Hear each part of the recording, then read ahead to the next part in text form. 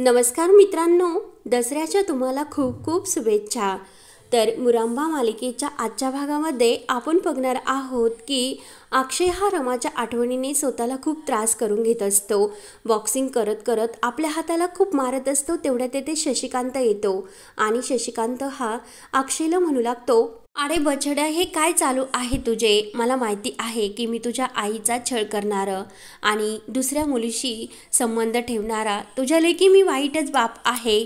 पण बछड्या, तुला हे सुद्धा माहिती असेल की बायकांची आणि पुरुषांची मनही वेगवेगळी असतात। बायकांच्या अपेक्षा ह्या पुरुषांचीच गुरफटलेल्या असतात। आता सीमाचे आणि रमाचेच उदाहरण घे। सीमाला काय वाटते की तू तिची विचारपूस करावी, तिची काळजी घ्यावी, आणि रमाला काय वाटते, कितीही तिला तुझा राग आला तरी तू तिला मनवत राहावे। आणि मी सुद्धा या गोष्टीला खरंच खूप कंटाळत आलो। त्या रमाने तुला पूर्णपणे पागल करून टाकले। मला सुद्धा या सर्व बायकांच्या अपेक्षा पूर्ण करता करता खूप कंटाळा आला, वैतागलो मी ह्या आयुष्याला।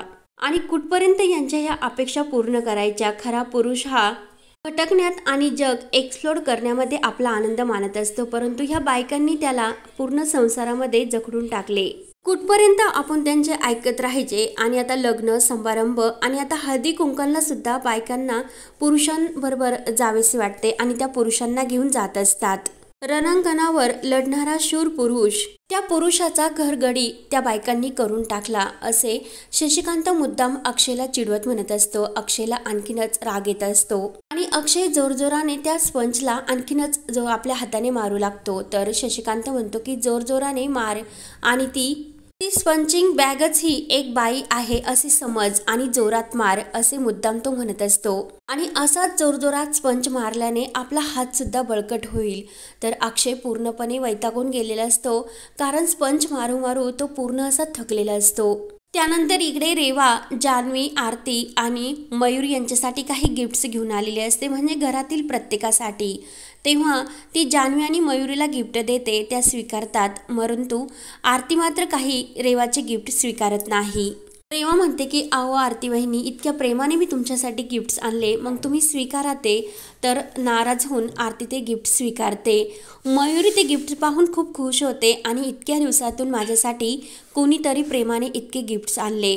तर रेवा म्हणते की इथून पुढे मी कायम मयूरीताई तुमच्यासाठी गिफ्ट्स घेऊन येत जाईल। त्यावर आरती विचारते की अगं रेवा, पण हे गिफ्ट्स तू का दिले आणि कशाबद्दल? रेवा म्हणते की कारण आपल्या घरी आता नवीन इव्हेंट होणार आहे, त्यासाठी ही शॉपिंग मी सर्व केली। तेव्हा जान्हवी विचारते की आता नवीन इव्हेंट कसला?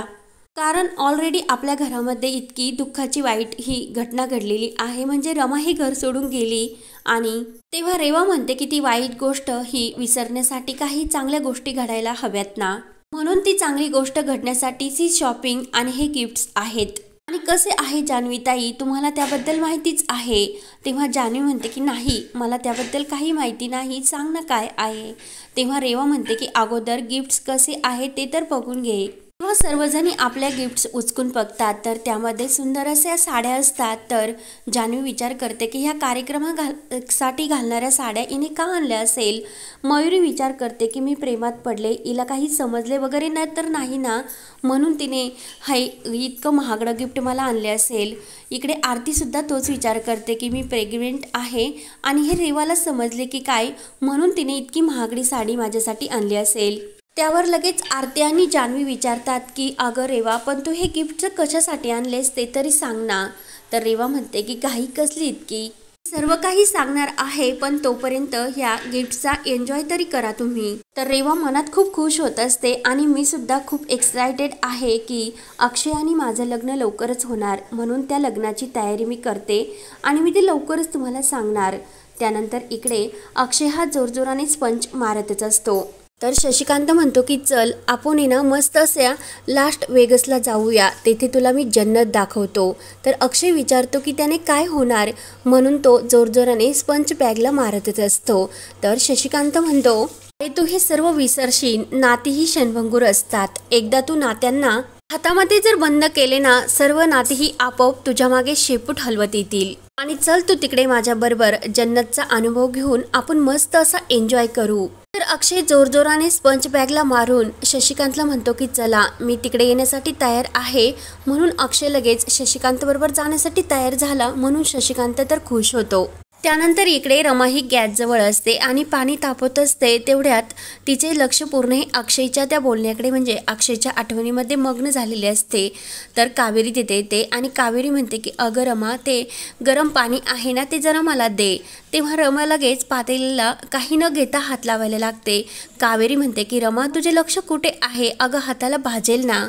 तेव्हा रमाने ते पातेले धरण्यासाठी एक कापड घेतलेले असतात आणि पुन्हा लक्ष रमा अक्षयच्या त्या बोलण्याकडे तिच्या त्या आठवणीत ती मग्न होऊन जाते. तिचे मात्र त्या कापडाकडे लक्ष राहत नाही आणि दुधाखाली जो गॅस चालू असतो त्या गॅसवर हा कापड पडले जाते आणि त्या कापडाने पेट घेतलेला असतो. रमाचे मात्र लक्षच नसते. तर कावेरी ते सर्व बघते. कावेरी खूपच घाबरते आणि त्याच वेळेस रमाचा पदरने पेट घेतलेला असतो. तेव्हा कावेरी धावतच येते आणि त्यावर पाणी टाकते आणि रमा, काय हे, कुठे लक्ष आहे तुझे? तर मंगला सुद्धा धावतच येते. तेव्हा कावेरी ही मंगलाला रमाला आतमध्ये घेऊन जायला सांगते. रमाचे मात्र कशातच लक्ष नसते. पूर्ण ती ही विचारात मग्न झालेली असते. त्यानंतर इकडे शशिकांत हा अक्षयला म्हणतो की तू माझ्याबरोबर येण्यासाठी तयार आहेस ना? अक्षय म्हणतो की हो. तुम्ही लगेच तिकीट तयार ठेवा, कारण आता बायका खरंच मूर्ख असतात. त्या आपल्या पुरुषांना जखडून ठेवतात. पुरुषांना कोणतीही मोकळीक त्या देतच नसतात. बायकांना सुद्धा वाटते की आपण कुठेतरी बाहेर फिरायला जावे, पण आपण थोडंच त्यांना बांधून ठेवतो. त्यांना मोकळीक देतच असतो. आपण त्यांना म्हणत असतो की तुम्ही सुद्धा एन्जॉय करा, पण त्या स्वतःला घरामधील कामामध्ये ह्या जखडून ठेवतात. आपण थोडंच त्यांना सांगत असतो की गरम गरम पोळे हवे, ह्या भाजीला अशीच फोडणी हवी, फरची पुसा, हे सोपे साफ करा, ते सोपे. त्या स्वतःच मनाने हे सर्व करत असतात, कारण त्या कामामध्ये आपली एक जबाबदारी मानतात. आपल्याला सांगायची त्या वेळच येऊन देत नाही. पण त्यातील एक काम, शशिकांत मुकादम, तुम्ही केले का? आम्हाला कधी तुम्ही अंगा खांद्यावर खेळवले का? कुशीत झोपवले का? ह्या सर्व गोष्टी केले का आमच्या बाबतीत तुम्ही कधी? आणि आम्हाला कशाला कुशीमध्ये घ्या तुम्ही? तर लगेच शशिकांत म्हणतो की अरे स्टॉप, किती बोलशील? मला असे वाटले होते की तुझ्यामध्ये काहीतरी बदल झाला असेल. तेव्हा अक्षय म्हणतो की मी कधी बदल करून सुद्धा घेणार नाही आणि हे विचार तुझ्या त्या बिंडोक आईने तुझ्या डोक्यामध्ये भरवले असतील. तर सीमा त्याच वेळी तेथून जात असते आणि ती सर्व अक्षय आणि शशिकांतचे बोलणे ऐकते. अक्षय म्हणतो की आईने जे केले ते योग्य केले. उलट तिने तिच्या बिंडोक नवऱ्याकडे लक्ष न देता आमच्याकडे लक्ष दिले, म्हणून आज आम्ही हे घडलो. आणि हेच एका सुजाण माणसाचे लक्षण आहे. मी माझ्या बायकोसाठी झुरतो, तिच्याही काळजी घेतो, कारण माझे तिच्यावर खूप प्रेम आहे. आज फक्त आजीची तब्येत बरी नसल्यामुळे मी तिच्याकडे गेलो नाही, पण उद्यापासून मी परत तिच्याकडे दररोज जाणार. तोपर्यंत ती मला माफ करत नाही, तोपर्यंत मी तिच्याकडे जाणार. तुमच्यासारख्या पुरुषांचे अशा वागण्यामुळे अख्खी पुरुष जात ही बदनाम होते. तर सीमाला अक्षयचा अभिमान वाटत असतो आणि तुम्ही जर मला माझ्या आईला थोडासा आदर दिला असता, तर मी सुद्धा माझ्या मनामध्ये तुम्हाला थोडासा तरी आदर दिला असता, असे बोलून अक्षय निघून जातो. तर सीमाला अक्षयचे ते बोलणे ऐकून त्याचा आणखीनच अभिमान वाटतो.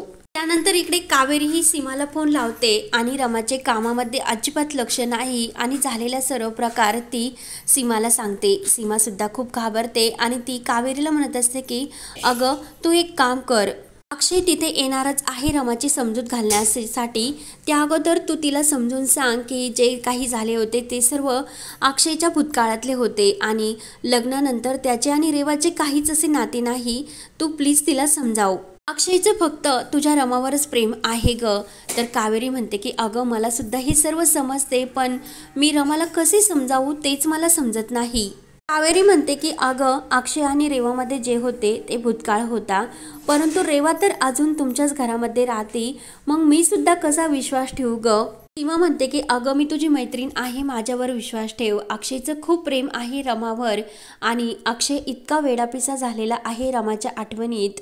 सगळे पुरुष हे सारखे नसतात आणि मला या सर्व गोष्टीचा अनुभव येऊन गेला, परंतु माझा अक्षय खूप वेगळा आहे ग. तो रमावर खूप प्रेम करतो आणि अक्षय आता तेथे आल्यानंतर रमा रागावून जरी बोलली तरी चालेल आणि रागावून जरी या घरामध्ये आली तरी खूप चांगले होईल, कारण फक्त तिला अगोदर या घरामध्ये येऊन दे, मग सर्व काही व्यवस्थित होईल आणि मग तिला समजेलच की अक्षयचं खरंच तिच्यावर किती प्रेम आहे. तर कावेरी म्हणते की हो अगदी तुझ्या मनासारखे हो. आणि तर सीमा म्हणते की हो आपल्या लेकरांचं सर्व काही चांगलेच होणार ग. कावेरी म्हणते की ठीक आहे सीमा, मी रमाला समजावण्याचा नक्की प्रयत्न करते. त्यानंतर इकडे रमा एकटीच रूममध्ये असते आणि तिला अक्षयची आठवण येत असते. अक्षयने तिच्या वेण्या घातल्याचे ते सर्व क्षण तिला आठवू लागतात. अक्षय तिला म्हणलेलं असतो की अगं, आपली प्रत्येक ही स्टाईल असते आणि लोकांसाठी ती स्टाईल आपली बदलायची नसते, म्हणजे रमाच्या त्या 2 वेण्या. तर रमा लगेच रागाने ते आठवल्यानंतर आपल्या 2 वेण्या सोडून टाकते. तर कावेरी हे सर्व बघत असते. कावेरी म्हणते की काय रमा, हे काय करतेस तू? माझी रमा कधीही अशी नव्हती. रमा म्हणते की हो आई, तू एकदम बरोबर बोलते, कारण तुझ्या त्या रमाकडे आत्मविश्वास होता आणि आत्ता ह्या रमाकडे तो आत्मविश्वास नाही आहे. स्वतःचीच लाज आणि भीती वाटते मला. तेव्हा कावेरीला हे रमाचे बोलणे ऐकून कावेरी म्हणते की रमा, हे काय बोलतेस? तर रमा म्हणत असते की हो आई, मला असे वाटायचे की मी जास्त शिकले नाही, पण माणसं ओळखण्याची माझ्याकडे पारख होती आणि केवळ ज्ञान आहे माझ्याकडे, आणि माणसं ओळखून घेण्याचं ज्ञान आणि त्यांना समजून घेण्याची कसब माझ्याकडे आहे असे मला वाटायचे. आणि मी खरंच अडाणीच राहिले, माझी कोणतीच लायकी नाही. मला सर्वजण वेळोवेळी सांगायचे की तू त्यांच्या बरोबरीचीच नाही, पण मला तेव्हा मी कुणावर विश्वास ठेवला नाही. पण आज मला समजते की ते मला सर्वजण सांगत होते ते एकदम बरोबर होते आणि मी चुकीचं वागत होते. माझी जर लायकी असती तर त्यांनी मला विश्वासात घेऊन हे सर्व सांगितले असते, पण त्यांनी तसे काहीच केले नाही. म्हणून माझ्या संसाराची हार झाली आणि मी यामध्ये कुठेतरी कमीच पडले. तर कावेरी म्हणते की अगं रमा, असे काही नाही, स्वतःमध्ये हिंमत वाढव आणि स्वतःसाठी लढण्याचा प्रयत्न कर. रमा कावेरीकडे बघत असते आणि हा भाग येथे संपतो. पुढील भागामध्ये सीमा ही विजयादशमीचे ते पान दसऱ्याच्या दिवशी अक्षयला देत असते. तर लगेच अक्षय म्हणतो की आई, माझं सोनं हरवलं आहे. त्यानंतर इकडे रमा ही देवाजवळ दिवा लावत असते आणि मनात म्हणते की देवानेच आमची गाठ बांधलेली आहे, मग देवच यातून आम्हाला मार्ग दाखवेल. त्यानंतर इकडे गुरुजीही पूजासाठी आलेले असतात. गुरुजी अक्षयला विचारतात की तुमची बायको कुठे आहे पूजेला बसण्यासाठी? तर पार्वती आजी म्हणते की ती नाही आहे, ती माहेरी गेलेली आहे. तेवढ्यात लगेच जो विडा असतो तो पाटावर, म्हणजे रमा म्हणून त्या पाटावर ते अक्षय शेजारी तो विडा ठेवण्यासाठी सांगतात. तेव्हा लगेच रेवा येते आणि रेवा मुद्दाम त्या पाटावर पाणी सांडते. तेव्हा अक्षय हा रागाने रेवाकडे बघत असतो. तेव्हा आता पुढे काय होणार हे पाहण्यासाठी चॅनलला नक्की सबस्क्राईब करत राहा. धन्यवाद.